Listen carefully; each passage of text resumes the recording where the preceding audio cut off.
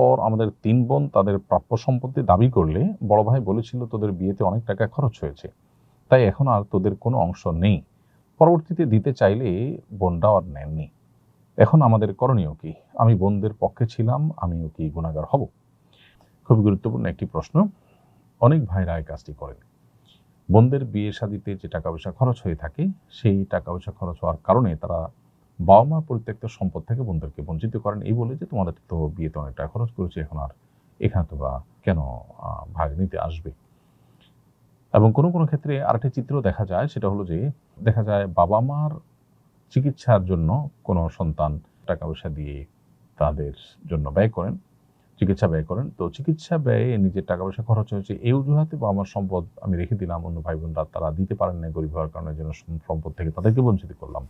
এটাও কিন্তু একই রকম নাজায়েজ, অর্থাৎ এটি সঠিক কোনো কাজ নয়।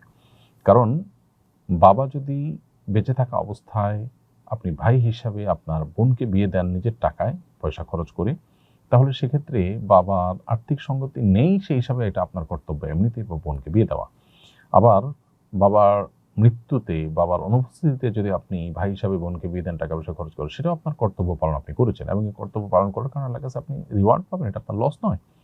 কিন্তু বাবার সম্পদে, মায়ের সম্পদে যে বোনের হক রয়েছে সেটা তার প্রাপ্য, সেটাকে আপনি ওই বিয়ের খরচ দিয়ে কাটাকাটি করতে পারেন না। কারণ বিয়ে খরচ তো বহন করা তার উপরে আবশ্যক না, ওটা আপনি ভাই হিসাবে আপনাদের উপর আবশ্যক। সো ওই অজুহাতে তাদের সম্পদ থেকে বঞ্চিত করা অবশ্যই জুলুম। এবং পরবর্তীতে যদি আপনারা দিতে চান আর বোনরা না নেন, সেই না নেওয়াটা যদি মন থেকে হয়, যে তারা আসলে চান না, ভাইদের খুশি মনে তারা এটা দিয়ে দিয়েছেন, তাহলে সেটা জায়েজ আছে। আর তা না হলে সামাজিক চাপের কারণে, অথবা সিন ক্রিয়েট করেছেন সে কারণে, অথবা প্রথমে একবার বলেছেন সে বিষয়ে তাদের মাথায় আছে সেই কারণে তারা নেন নাই, এরকম মনে হলে তখন কিন্তু তাদের এই না নেওয়ার কারণে আপনারা দায়মুক্ত হবেন না, এবং যে কোনো মূল্যে তাদেরকে দিতে হবে। আর আপনি তা বোনদের হক দেওয়ার পক্ষে ছিলেন, সেজন্য আপনি গুনাহগার হবেন না ঠিকই, কিন্তু এখন বোনরা যে নেননি, সেই না নেওয়াটা যদি লাজুকতার কারণে, লজ্জাশীলতার কারণে, সামাজিক চাপের কারণে না নেন, তাহলে আপনার হকে যেটুকু আছে বোনদের হক, সেটুকু আপনি তাদেরকে ফেরত দিতে হবে। আর যদি তারা আপনাকেও পরিষ্কারভাবে জানিয়ে দেন তাদের মনে কোনোই এ ব্যাপারে দুঃখ নেই, তারা খুশি মনে ছেড়ে দিয়েছেন, তাহলে সেটা আপনার জন্য জায়েজ হতে পারে। সন্তানের বিয়ের বয়স হলে মা বাবার করণীয় কি? সন্তানের যদি বিয়ের বয়স হয়, তাহলে মা বাবার করণীয় হলো তাকে দ্রুততার সাথে বিবাহের উদ্যোগ নেওয়া, বিবাহের ব্যবস্থা করা, তার জন্য যাবতীয় পদক্ষেপ গ্রহণ করা। কারণ নবী সাল্লাল্লাহু আলাইহি ওয়াসাল্লাম বলেছেন, সন্তানের বিয়ের বয়স হলে তোমরা তোমাদের সন্তানদেরকে উপযুক্ত পাত্র পেলে বিয়ে দিয়ে দাও।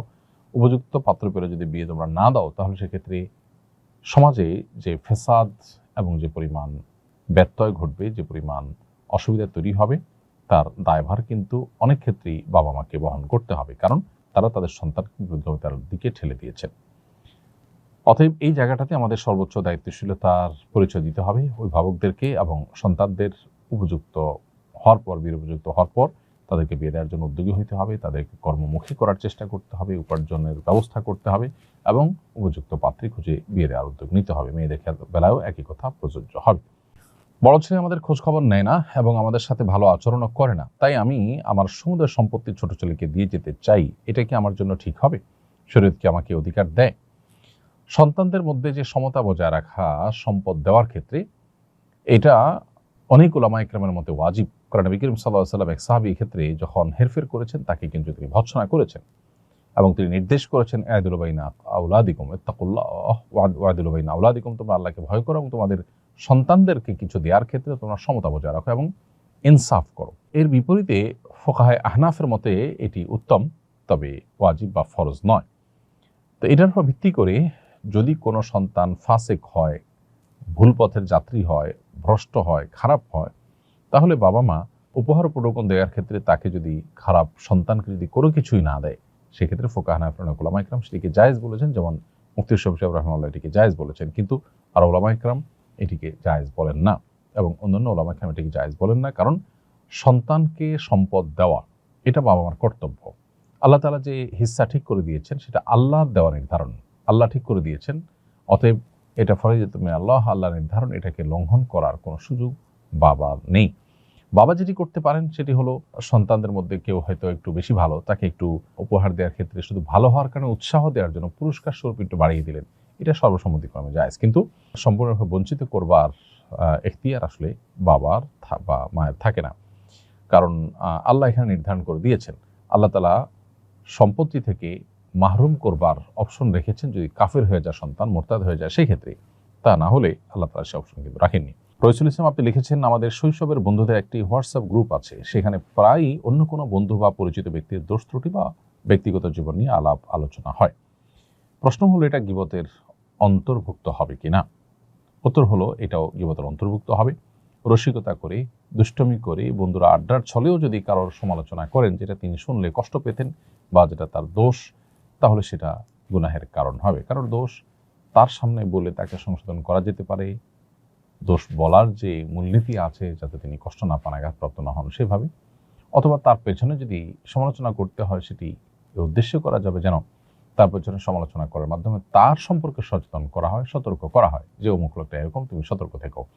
কারণ যদি সেরকম তার সাথে লেনদেন, উঠা বসা বা সম্পর্ক থাকে, তাহলে তাকে সতর্ক করবার উদ্দেশ্যে এটি করা যেতে পারে। অন্যথায় এটা সুস্পষ্ট গীবতের অন্তর্ভুক্ত হবে। কারণ নবী সাল্লাল্লাহু আলাইহি ওয়াসাল্লাম বলেছেন, যিকরু কামা আখা কামা একরাহু, তোমার ভাইয়ের এমন কোনো বিষয়ের আলোচনা যদি তুমি করো তার অগোচরে, যেটাতে তিনি কষ্ট পাবেন, সেটাই কিন্তু গীবতের অন্তর্ভুক্ত। আমার ছেলেকে একটা প্রাইভেট স্কুলে ভর্তি করেছি। স্কুলের এক শিক্ষক ছাত্রদের মাধ্যমে তার সকল পার্সোনাল কাজ করান, জামা কাপড় ধোয়া থেকে নিয়ে খাবার দাবার ব্যবস্থাপনা, বাজারঘাট ইত্যাদি। শিক্ষা প্রতিষ্ঠানে তো আমার ছেলেকে কাজ করতে পাঠাইনি। শিক্ষার্থীদের মাধ্যমে শিক্ষকের পার্সোনাল এবং প্রাতিষ্ঠানিক কাজ করানো কি সঠিক কাজ? ছাত্রদেরকে শেখাবার উদ্দেশ্যে শিক্ষা সংক্রান্ত কাজ যদি করানো হয়, যেটা তার শিক্ষা রিলেটেড, সেটার কোনো শিক্ষার হয়তো প্রয়োগ, কোনো শিক্ষার হয়তো আপনার প্র্যাকটিক্যালের অংশ যদি হয়, তাহলে সেটা তো জায়েজ আছে, বলা অপেক্ষা রাখে না। আর ছাত্রদেরকে শিক্ষার সঙ্গে কোনো সম্পর্ক নেই এরকম কাজ, অর্থাৎ একান্ত ব্যক্তিগত কাজ যেমনটি আপনি বলেছেন, সেরকম কাজ যদি করানো হয় তাহলে সেটা হবে নাজায়েজ। বিশেষ করে ছেলেরা যদি স্বপ্রণোদিত হয়ে না করে এবং তাদেরকে শিক্ষকের অধীনে আছে সেই সুবাদে যদি শিক্ষক তাদের দিয়ে এই সমস্ত করান, তাহলে সেটা হবে তাদের প্রতি অবিচার এবং জুলুম।